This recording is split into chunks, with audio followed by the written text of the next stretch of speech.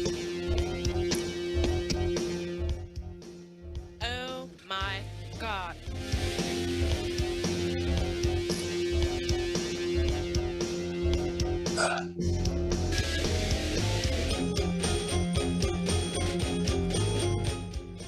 it running out? Yeah. Hi, everybody. This is the Godfather Soul James Brown. I tell you, this business is on.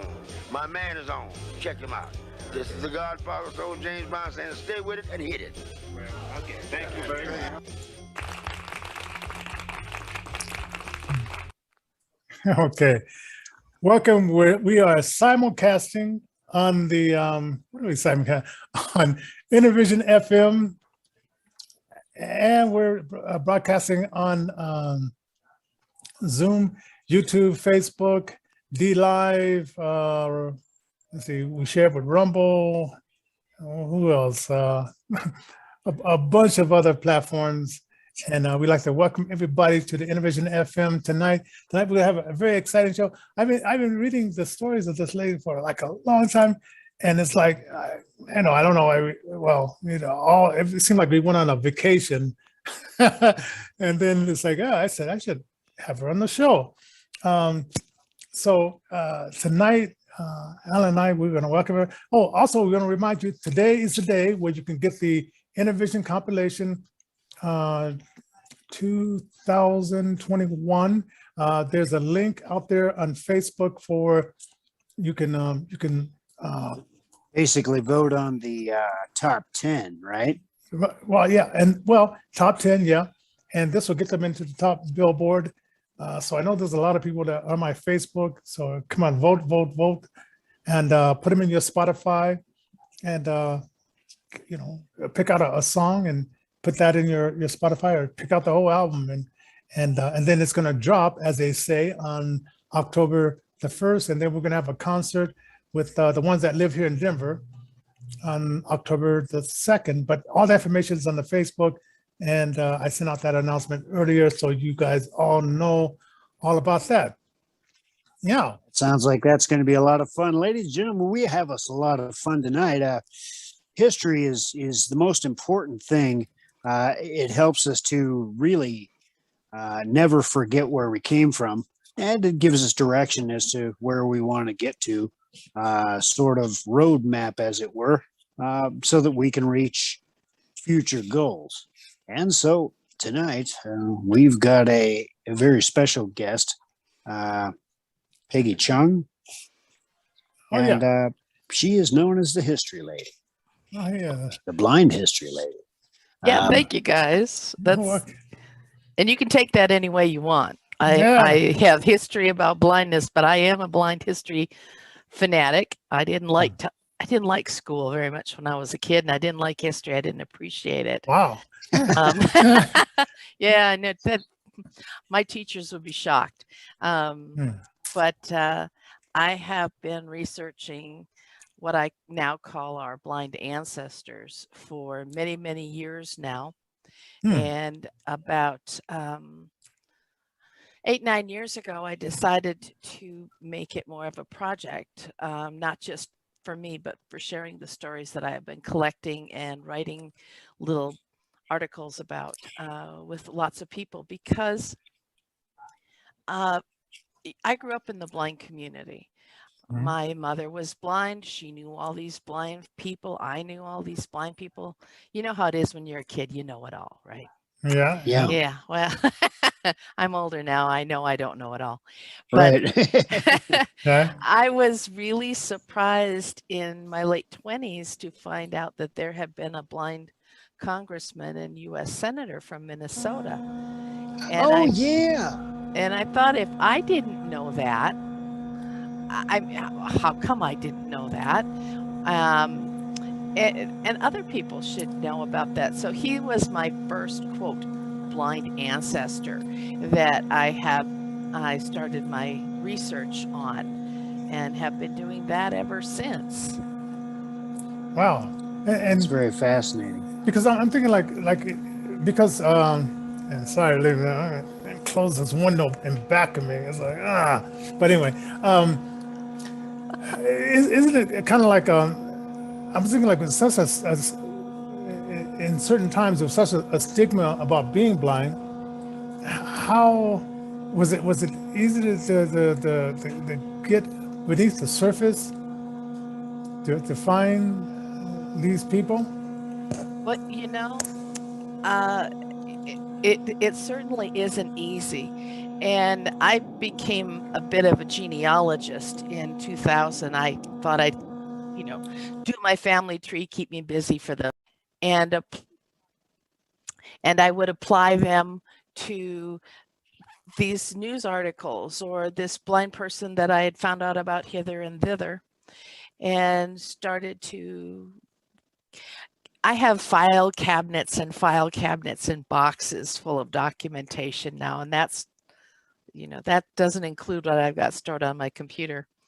But it isn't that easy because they may not have identified as a blind person.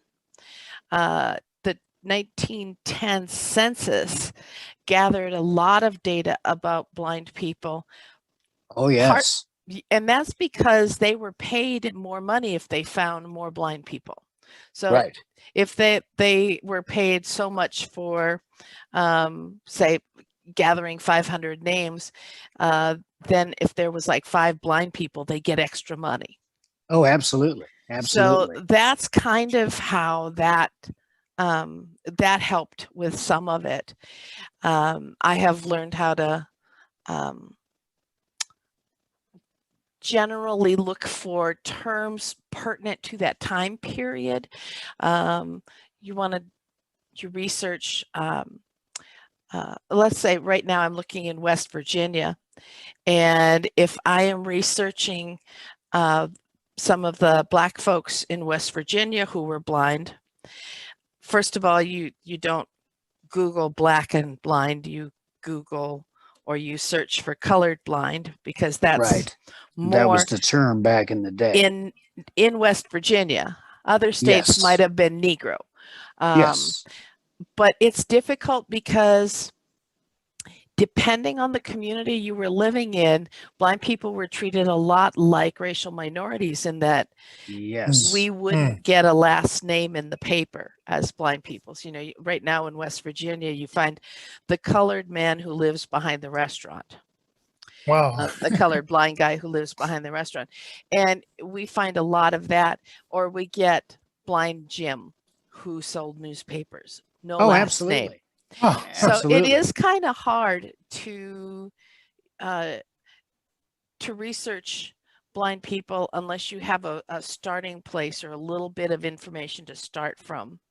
To find out a blind Jim or a blind Tom in a large community, you're pretty much sunk unless you can find something later on that will connect them together. But if you're in a small community and it's blind Ezekiel, well, you stand a chance. Sure. Coming up with something. So anyway, it is harder in some ways, but it's also harder right now because we have grown so privacy conscious Oh, yes. as a society that it is difficult. I mean, just, try and find somebody's email address online for someone you don't know or have a contact with. It can be kind of rough. Yeah. So it kind of depends. If you are in certain types of very Puritan religion areas, you might find that people didn't even count them. The blind aunt who lived, or the blind grandmother who lived in the back room, just wasn't really even counted.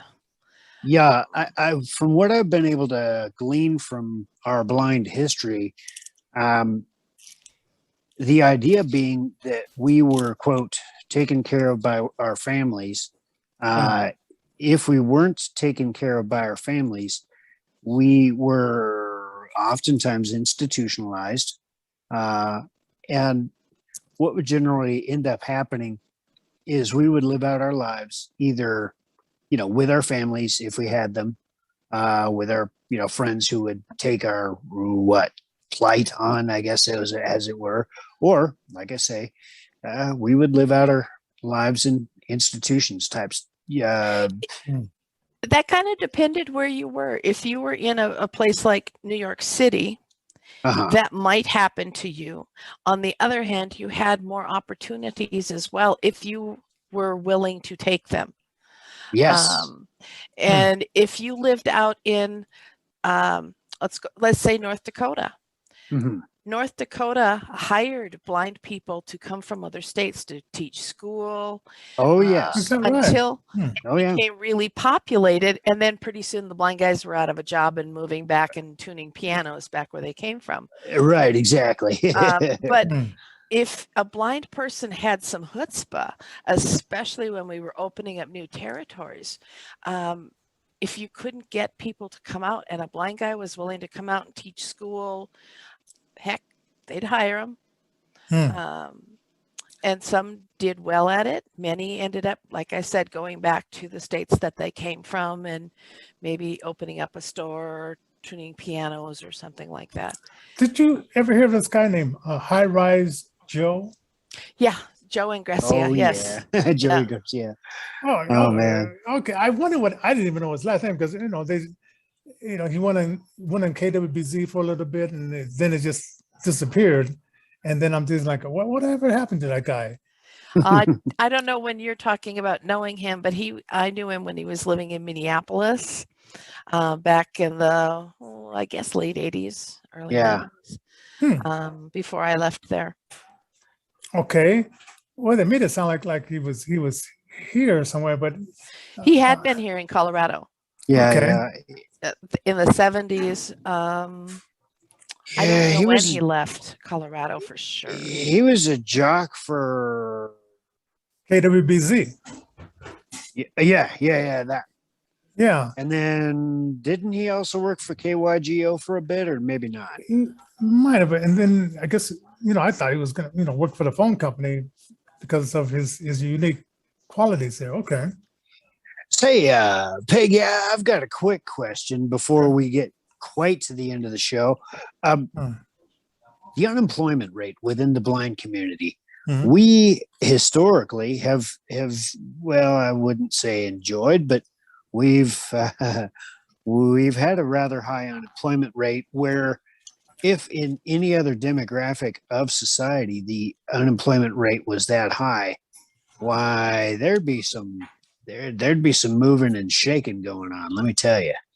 Well, I'll tell you that back to that 1910 census, 60% of blind people were employed and living without any kind of financial assistance from family, friends, charity, or government. Now, and that's why I bring that up. Go ahead. Now, they did not live in the conditions that we would consider livable by today's standard. However, they were not living in conditions that were different from some of the other sighted people. Yes. They were living in shanties. They were living, above somebody's barn. But they were working as most of the men were working in agriculture on farms. Yes.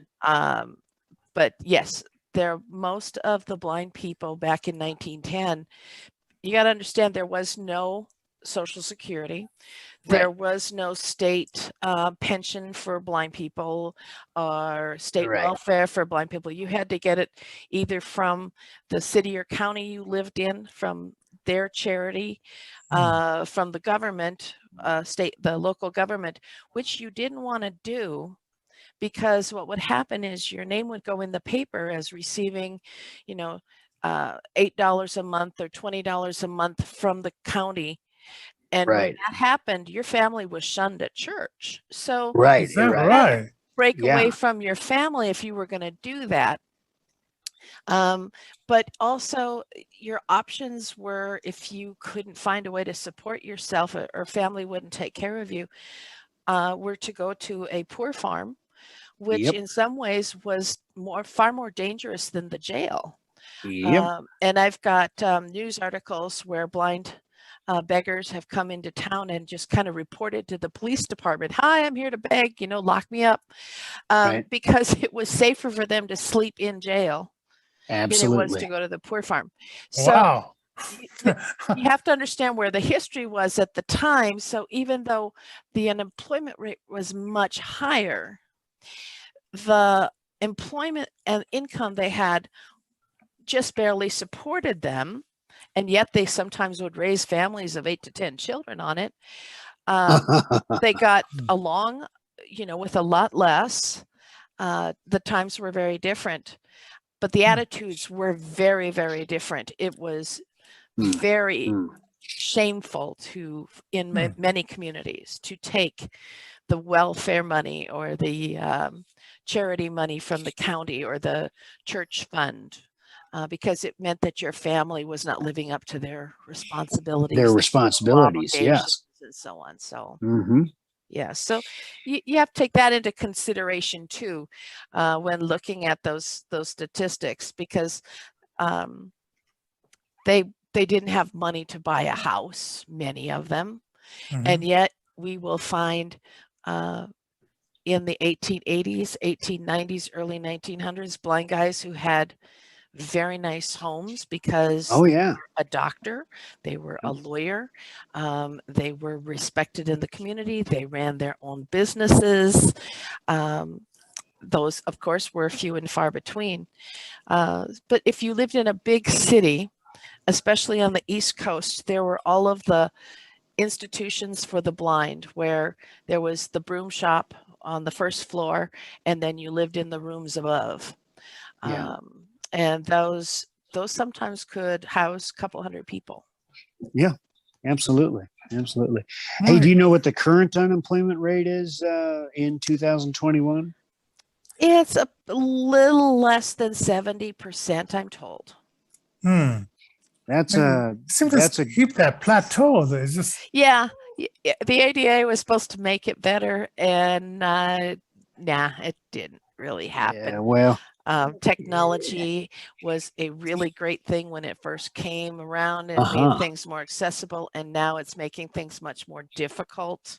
That's for sure. If you are a state employee and you can't even enter the time sheets for the people who you supervise, that doesn't make you a very good employee for the state, and pretty soon you're not doing that either. So yeah, it's kind of difficult sometimes. Technology is what keeps us out sometimes. Oh, so I'm just looking at this. Do you think, okay, I know we were probably part of the percentage of the 10% that read Braille.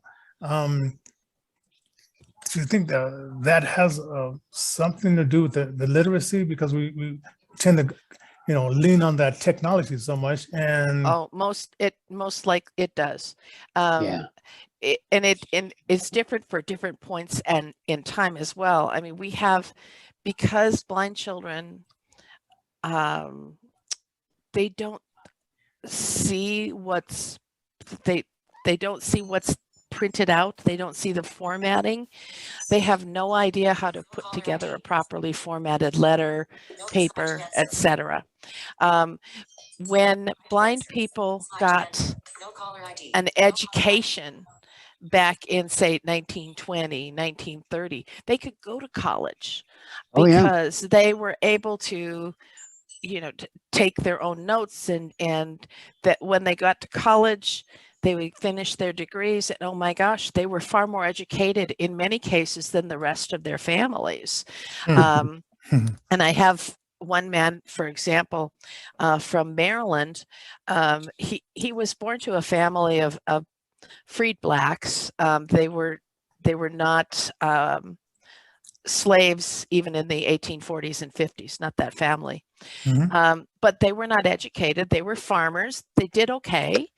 He went blind and was sent to the Maryland School for the Blind, which did not teach as much as it did for the white kids as it did for the blacks. There were two separate schools. Oh my. But when he left the school, he could read and write. And he was sold newspaper. What he ended up doing mostly for the later part of his, the last 25 years of his life, was selling newspapers. But he was the person in his town, part of his black congregation, who could read the Bible. He read information that he would get from other sources to his congregation. He encouraged his congregation to get out there and vote. You exercise your right to vote. He educated them on the issues because he had people reading him the newspaper. He understood more about reading. So in a sense, his blindness made him better off than a lot of the people that he knew in his community because he could read where many of them could not. Yeah, you know what I found out, and this is kind of offshoot of this. When I was in LA, I don't know if it was like a code between the gang members and all that kind of stuff, but I could be around, and I was sitting in a bus stop, and these gang members they went at it, and it was almost like I was invisible. It's almost like he's off limit. We can fight and do all that kind of stuff. That's a very interesting. Wow. I heard that a lot about Detroit too, is that if you were a blind guy walking down the street and you were the wrong color in the wrong neighborhood, that the gang people, they left you alone, or even some protected you. Yeah.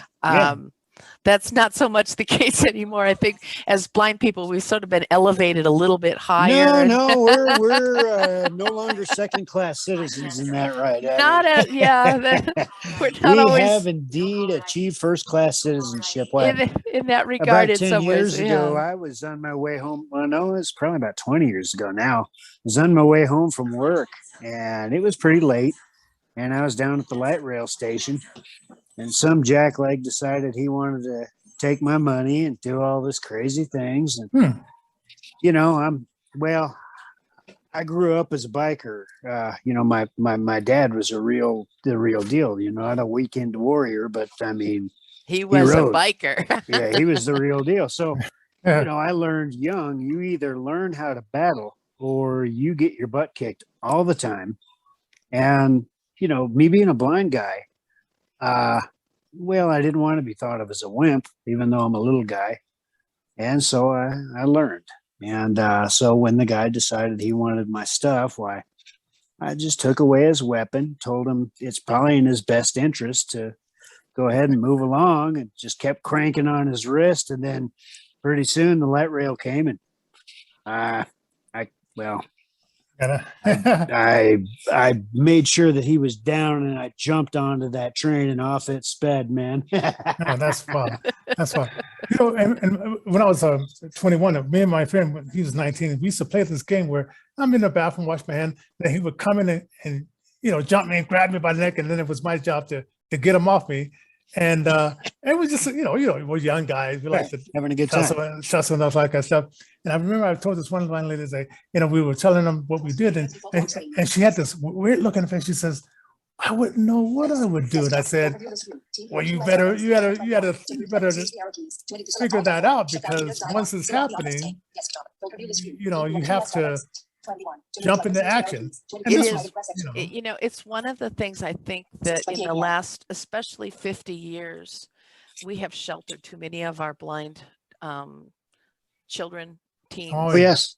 A little I've got too to much. Yeah. Because, you know, back in 1900, you know, you had to sink or swim. The family farm depended on everybody pulling their weight. You had to be out there and doing your fair share. Right. Yes, we had a lot of blind people that were shoved in back rooms and things like that. But I think we also had, especially the younger ones, they had to fend for themselves. If they were fortunate to be sent away to a school for the blind, you know, they were gone 9 months out of the year from their family. Yes. On their own. And, you know, kids are kids. They're kind of nasty at times. Oh, yeah. And you had to learn to survive with no family to back you up. I think that made some of us a little stronger back then, because we weren't coddled as much. Right. But I think now, especially since 94-142, where blind kids could go to the schools of their choice, I'm sure we can find a fair amount of, every time you say this is the way it was, you'll find a half a dozen people to refute you. And that's the way history is. That's absolutely. Which is why I never say this is the first blind person to do XYZ, because I'll find a new one later on. But, public school, it was hard to break into public schools as some of the blind kids. But I think for a lot of them, they were far more coddled than had they gone to the schools for the blind. Interesting. Yeah. Interesting. And I enjoyed like the integration of being at a school, because I could have went to the Colorado Springs one, but this lady named Miss Chambers, and I could still remember it because she came in and she said, she told my mother, Johnny belongs in a home. And my mother had to say, Johnny is in a home. That's awesome. So this concept of, I know better. I guess maybe some parents said, okay, maybe you do. But and then I know some kids that, they had such bad experiences. Some of them, they changed their name because they were afraid that the people that were at those schools would find them. Which I said, wow, that's crazy. pretty interesting. Wow. And there was a move in the early 1900s for about 30 some years anyway, called the Sunshine Homes, where these nice society women would go around and visit in communities, find people who had these blind babies, and convince the parents that it was too difficult for them to raise a blind child, and they would take their children away and bring them to these, they were called the Sunshine Homes. Yeah. And they raised a lot of money for these homes, and some of them, they maybe would have had they had better opportunities there, but here you're just taken away from your families. Some of them did go back to their families, but there were a bunch of them that were basically just dumped off at the state schools for the blind, and here you go. They're now ward of the state because they're separated from the families. The parents gave them up. Okay, I gave them up. I'm not going to think about them anymore. I don't know. I don't know how many times I've heard that story. It's just it's heartbreaking.